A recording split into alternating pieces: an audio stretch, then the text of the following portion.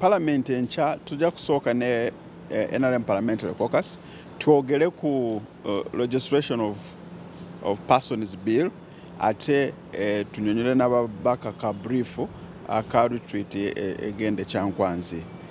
Tusuubira nti bill eno tujja kugikolako nga tetunaba tugiyise nga tetunaba kugenda Kyankwanzi.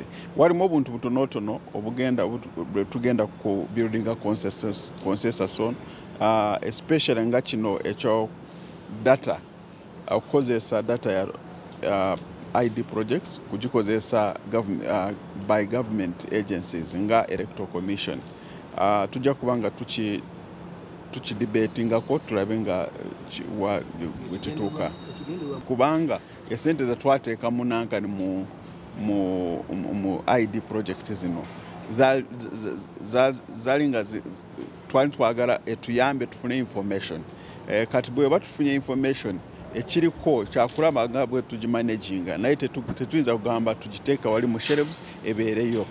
Etteeka erya kubeera n'amawanga abiri likukkiriza kubeera mu Congo kubeera mu Nyarwanda naye ng'oli n'ofuna ne Uganda naye ngo tokwese ensi gy'osebuka.